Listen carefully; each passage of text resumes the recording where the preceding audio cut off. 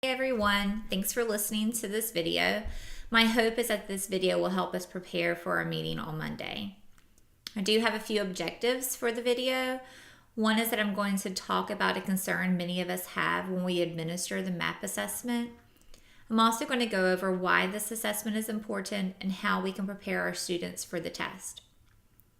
The concern that a lot of us have is the amount of time it takes for our students to complete the assessment. I was able to spend a good amount of time with our MAP representative. She was able to help me understand a few things. One, do not pause the test in the middle of a reading passage. If we pause the assessment, that passage and the questions that they have answered for that passage will go away and it will not go towards their RIT score. We need to make sure they finish the passage, the set of questions that go along with that passage before we pause or suspend the assessment. Also, our 3 through 5 test will take longer than our K through 2 test, but no test should take longer than 2 hours. We need to remember why we're given this assessment. We're looking to see what the students know, and we're looking to see what their weaknesses are. We do have strategic learners in our school who are going to spend an extreme amount of time on a test. Most of the time, those learners are going to be the learners who have a high RIT score at the beginning of the year. Then it's also the students who will not have a lot of growth or may even drop by the end of the year. That's because they were not secured in their original RIT score to begin with.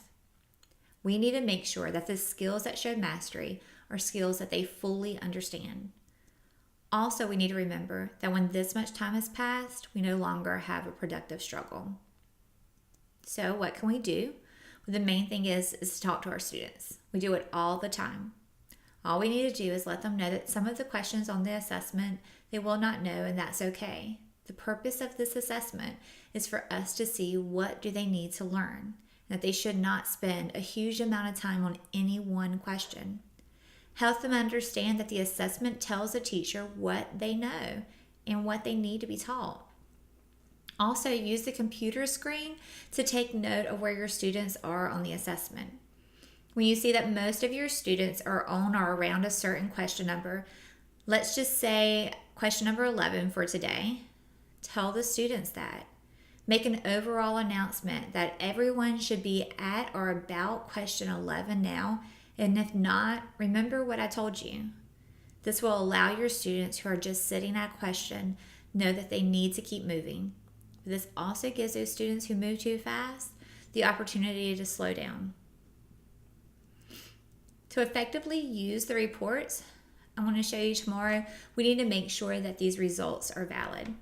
I will admit, I did not see this assessment as a productive assessment.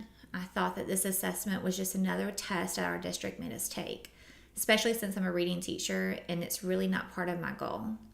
So to help prepare for this presentation, I've read countless articles, I've listened to hours of webinars, and I've also talked to our representative quite a few times. And I think that this test is a valid test.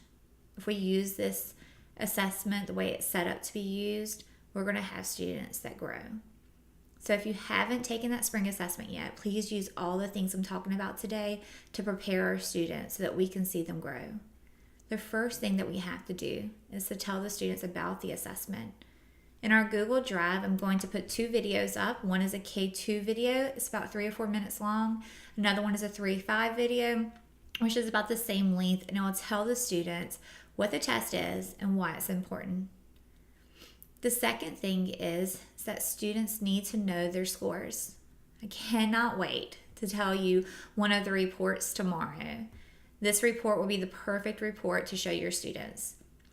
It will let them know what their score is and give them a visual on how they're growing, not even just for this year, but for previous years. I've already decided I'm going to talk to my students right before I give them the assessment and right after I give them the assessment.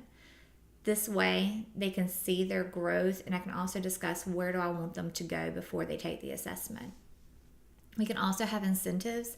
It doesn't have to be big incentives, maybe just extra playtime on the playground or just a few minutes at the end of the day to talk to friends. But we need to give incentives on growth. I love this because all we want to do is see our students grow. We have also been talking about growth mindset a lot, and that's exactly what this program is. That same report that I just talked about will give our visual to our students that their minds are growing. When using this program, use the growth mindset language, that their brain is a muscle. And then right before that test, tell the kids, come on guys, show me what you know. I know that this year is almost over with, so next year I would like for you to rewatch this video to help refresh your memory.